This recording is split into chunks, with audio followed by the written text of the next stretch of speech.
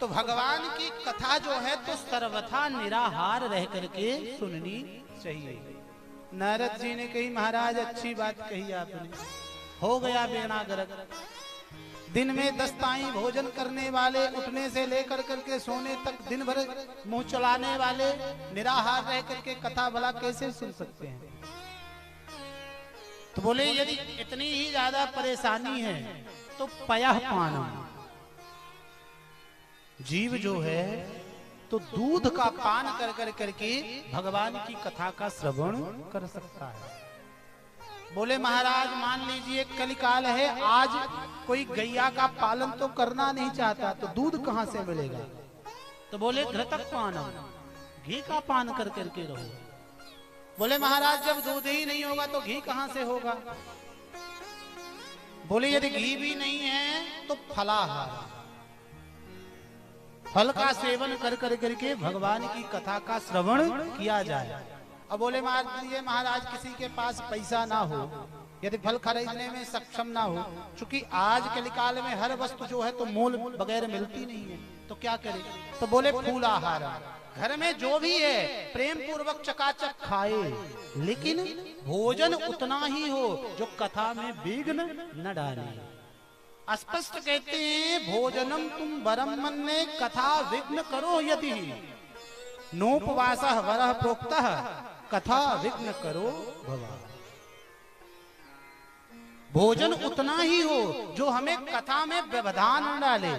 ये नहीं कि महाराज 1:30 बजे से कथा करनी है और 1 बजे महाराज घुटकी के जर भर दी, माँ की भाषा में बोलो राधे।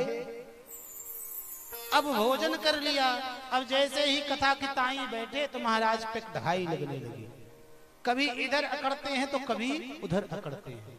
क्यों यादव जी, है बात सही नहीं? तो भोजन उतना हो जो हमारी कथा में व्यवधान न डाले। इस प्रकार से भोजन का नियम बताया। चौथा नियम बताते हैं, जो भी वक्ता, जो भी ब्राह्मण व्यास आसन पर विराजमान हो उसमें सुखदेव भगवान का दर्शन करे। कहते हैं सुख रूप प्रबोधक सर्वशास्त्र विशारदः, एतत् कथा प्रकाशेन मदजानं विनाशयः। जो भी वक्ता व्यासपीठ पर बैठे तो हमारे हृदय में ये भाव हो कि साक्षात सुखदेव भगवान ही व्यासपीठ पर विराजमान हैं। ये भाव नहीं कि फलाने देश से चल कर करके आए महाराज जी हैं, या हमारे क्षेत्र के ही फलाने प्रसाद महाराज जी हैं। ना, उस समय पर जीव मात्र की कामना या आकांक्षा न रखनी चाहिए। व्यासासन पर विराजमान कोई भी वक्ता, कोई भी भगवतकार जब तक विराजमान है उसे सुखदेव रूप में हमेशा हृदय में अवधारण करना चाहिए। क्योंकि जब तक आप सुख रूप में उन्हें देखेंगे नहीं, गुरु रूप में आप उन्हें परिणित करेंगे नहीं, तब तक आपके भीतर जो अज्ञान का अंधकार है वह नष्ट होगा नहीं। भैया आप जरा ध्यान दीजिए, यदि आपका बच्चा है कथा व्यास पर बैठ करके आपको कथा सुनाएगा तो उसकी कथा कितनी भी अच्छी होगी लेकिन आपकी समझ में आएगी नहीं। उसका कारण बताता हूं, क्योंकि आप उस बच्चे को अपना बच्चा मान करके सुनेंगे, और जब आप उसमें अपना मान करके सुनेंगे तो आपकी उसकी बातों में लगेगा कि नहीं, इसने तो रट लिया है, पढ़ लिया है, वही कह रहा है। आप सुनोगे तो सही लेकिन उसको गुनोगे नहीं। अब कथा तब आपके जीवन में उतरेगी जब आप कथा को सुनो और उसका मनन कर कर करके दिन रात चिंतन करो। क्योंकि कहते हैं कि जिस प्रकार से चिंतन किया जाता है उसी प्रकार से जीव का चित्त भी हो जाता है। यदि हम जीवन भर यही सोचते रहेंगे कि हम ऐसे ही लगता है कि निर्धन रह जाएंगे, तो आप सोचते ही रह जाओगे, निर्धन ही बने रह जाओगे। लेकिन जब कोई निर्धन व्यक्ति ये सोचता है कि नहीं मुझे भी धनवान बनना है, तो धनवान बनना है तो केवल सोचने से तो काम चलेगा नहीं, कर्म करना पड़ेगा, वह कर्मशील बनता है। तो जब भी व्यासपीठ पर कोई वक्ता हो तो उसका निर्धारण इसी प्रकार से करें कि स्वयं व्यास नंदन सुखदेव भगवान ही विराजमान है। बोलो श्री सुखदेव जी महाराज की जय हो।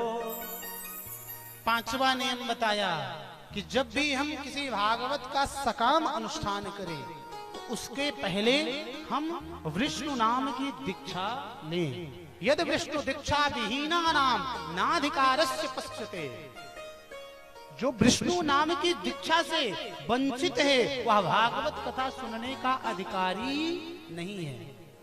जरा ध्यान देंगे। अब इसका मतलब ये नहीं कि बच्चे जो बैठे थे सोच रहे कि महाराज जी कह रहे हैं कि जो गुरु दीक्षा नहीं लिए है तो कथा सुनने ना।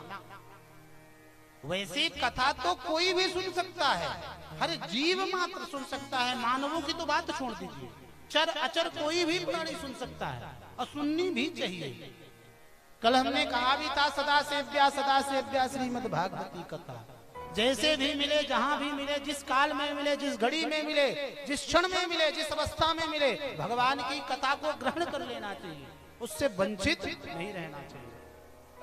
लेकिन यदि आप सकाम अनुष्ठान अर्थात आप पूर्ण जजमान बनकर के कथा सुन रहे हैं तो सबसे पहले आप गुरु दीक्षा ग्रहण करें। और गुरु दीक्षा भी ऐसी नहीं कि गृहस्थ की गुरु दीक्षा हो, विष्णु नाम की दीक्षा हो जिसमें संसार की विरक्ति का उपदेश किया गया हो, तब आप भागवत कथा सुनने के अधिकारी हैं। बात समझ में आ रही? किस किस की समझ में आ रही? बोलो राधे। देखो, जीवन भर गोरख धंधों में तो लगे ही रहते हो। अभी खा पी कर करके बढ़िया आए भी हो, अब घर में जाओगे तो फिर से बनाओगे और फिर से खा करके सो जाओगे। तो यदि अभी से कह दे रहा हूं, यदि आप सभी की आज्ञा हो तो आज मेरा कथा कहने का मन सुंदर बन रहा है, क्योंकि आप लोग सुन रहे हो।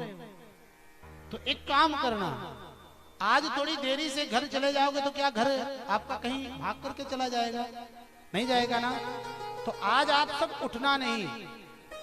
आप लोग तो सर जर्सी सूटर भी पहन करके आए हो, मैं तो केवल एक पतले से कुर्ते में भी हूँ, मुझे भी तो ठंड लगती है, मैं भी इंसान हूँ। पर भगवान की कथा में अपना मन ऐसा लगाओ कि फिर संसार हमको नजर ही ना आए कि हमें घर भी जाना है। कल मैंने कहा था ना, जब भी आओ, जितनी देर के लिए आओ तो ये सोच के बैठो कि न तो मैं माता हूँ, न तो पिता हूँ, न तो भाई हूँ, न तो बंधु हूँ, न तो मित्र हूँ, न तो मैं यार हूँ। मैं क्या हूँ? बोले मैं ठाकुर का हूँ, ठाकुर हमारे हैं। हम राम जी के हैं और राम जी हमारे हैं। किस किस को लगता है कि वो राम जी के हैं और राम जी उनके हैं? बोलो राधे।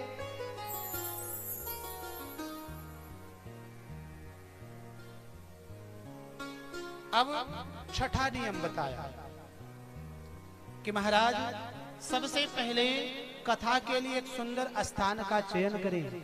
उसके लिए किसी देवालय, किसी तीर्थ या किसी बगीचे में भगवान की कथा का आयोजन करना चाहिए। और यदि संभव ना हो तो अपने घर के आंगन को ही बुहार कर करके भागवत की कथा करानी चाहिए। सुंदर मुहूर्त निकलवाएं, आचार्य को बुला कर करके, और उस मुहूर्त अनुसार सुंदर भव्य यात्रा निकाल कर करके जन जन तक लोगों को सूचना पहुंचाएं कि कुछ दिनों तक, 7 दिवसों तक हमारे घर में भगवती सत्संग होने जा रहा है। आप सभी प्रेम पूर्वक जो हैं, तो यदि अवकाश ना भी हो तो एक दिन का अवकाश निकाल करके कथा सुनने अवश्य आए। इस प्रकार से क्षेत्र के वैष्णवों को निमंत्रण दिया जाए। कथा में विघ्न बाधा ना आए तो वर्णम 5 विप्राणाम, 5 ब्राह्मणों का वर्ण करो जो ओम नमो भगवते वासुदेवाय मंत्र का, 12 मंत्र का जाप कर करके कथा की विघ्न बाधाओं को टालते रहे। और जब कथा का समापन हो तो सुंदर यज्ञ की आहुतियों के द्वारा उसको पूर्णाहुति की ओर ले जाएं। फिर सभी आचार्यों का पूजन करके, सभी ब्राह्मणों का पूजन कर करके समुचित उनकी दक्षिणा प्रदान की जाए। और फिर 12 कन्याओं को या 12 ब्राह्मणों को बैठा कर करके सुंदर भोजन कराया जाए। और भोजन कराने के पश्चात जो भी अपनी सामर्थ्य हो उन्हें कुछ ना कुछ प्रदान किया जाए, वस्त्र आभूषण दान किया जाए। और आखिरी में बताया कि यदि हमारे पास कुछ भी नहीं है तो जब भी हम भगवान की कथा सुनने के लिए बैठे तो हम खाली हाथ तो बैठे ही ना। जैसे यहाँ पर सभी दिख रहे हैं, कोई हाथ बांध के बैठा है तो कोई महाराज घुटने पर हाथ रख करके बैठा है। यदि हाथ में कुछ ना कुछ होता तो हाथ कैसा होता, ऐसा होता कि नहीं होता। तो समर्पण कब आएगा, जब हाथ में कुछ होगा। भागवत कथा ज्ञान यज्ञ है, और यज्ञ की पत्नी का नाम क्या है, बोले दक्षिणा। अब आप लोगों को लग रहा होगा महाराज जी जे अपनी वाले पॉइंट की बात पर आए। बोलो राधे, यहाँ पैसे की बात महाराज जी ने करी, पैसे की बात नहीं है। जब भी आए तो पत्रम पुष्पम फलम तोयम, कुछ भी लेकर के, पत्र लेकर के, पुष्प लेकर करके, महाराज एक मुट्ठी चावल लेकर के। भगवान ने आपको सामर्थ्यवान बनाया है। सुदामा से तो दरिद्र आप लोग नहीं हो। सुदामा जिसके पास खाने के लिए नहीं है, फिर भी भगवान से मिलने के लिए गया तो क्या लेकर के गया, चाहे मांगना ही पड़ा हो, 4 मुट्ठी चावल लेकर के गया। और आपको तो भगवान ने सामर्थ्यवान बनाया है। एक श्रीफल भी लेकर के आ सकते हो। भगवान की कथा का आयोजन चल रहा है, भोग प्रसादी भी ला सकते हो, थोड़ा बहुत अर्थ भी ला सकते हो। और यदि नहीं संभव है तो बेलपत्र, तुलसी दल, पुष्प लेकर के आ सकते हो, जिसके लिए रुपया पैसा की आवश्यकता नहीं पड़ती। कि पड़ती है? फूल लाने के लिए भी पैसे की आवश्यकता पड़ती है। बोलो राधे, थोड़ा मन लगा के बोल दो राधे। इस प्रकार से सुंदर भागवत की विधि का वर्णन किया। अब कितने लोगों की समझ में आ गई कि भागवत की कथा कैसी सुनी जानी चाहिए? हाथ ऊपर खड़े करो, जाने तो कितने लोगों की समझ में आई। वाह, मतलब आप लोगों के हाथ खड़े करने पर समझ में आ गया कि मैं भी कुछ बोल लेता हूं। और यदि बोल लेता हूं, बोलने में सक्षम हूं, तो चाहूंगा कि आप लोग कुछ और तो देते नहीं हो, कम से कम प्यार से ताली बजा करके उत्साहवर्धन तो कर दिया करो। बोलो राधे। और कहते हैं कि जब भी कीर्तन हो, जब भी आरती हो, और आरती के पश्चात ही जैसे लोग कुछ होते हैं कथा में उठ जाते हैं। कल मैंने बताया था ना, लोग भक्ति तो करते हैं लेकिन भक्ति के अपराध करते हैं।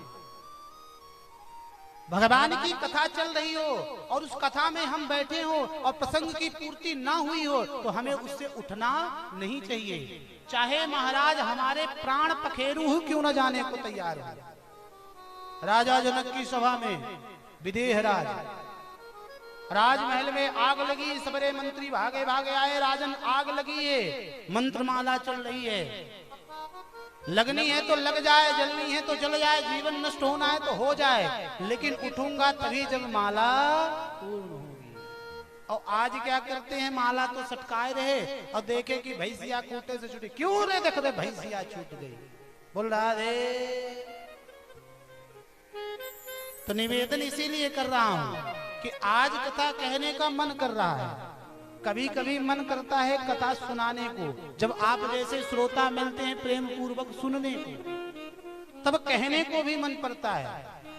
भाई जब श्रोता पूर्ण श्रोता बन करके, तब वक्ता पूर्ण वक्ता बन करके, और जब श्रोता श्रोता बन करके तो वक्ता क्या वक्ता बन करके, कोई समझ में आने वाली नहीं। बोलो राधे। तो जब भी संकीर्तन हो प्यार से ताली बजाए, बन पड़े तो संकीर्तन गुनगुनाएं, और आखिर में भगवान का प्रसाद लेकर के जाए। प्रसाद की भी बड़ी सुंदर महिमा बताई गई। प्रसाद में 3 शब्दों की ध्वनि आती है। कितने अक्षर हैं प्रसाद में? 3। पहला प्रा, दूसरा सा और तीसरा दा। बोलो जोर से, पहला कौन सा अक्षर है? पा, दूसरा सा और तीसरा दा। प्रा यानी होता है प्रभु, सा यानी होता है साक्षात, और दा यानी होता है दर्शन। तो प्रसाद क्या है? बोले प्रभु का साक्षात दर्शन, और वो भी कहां? हमारे कर कमलों में। तो प्रसाद लेकर के ही जाएं, ये नहीं कि महाराज घर जाना है, अरे भैया 1 घंटे लेट ही चले जाओगे तो क्या होगा? है बात सही ना? किस किस को लगता है कि सही है? बोलो।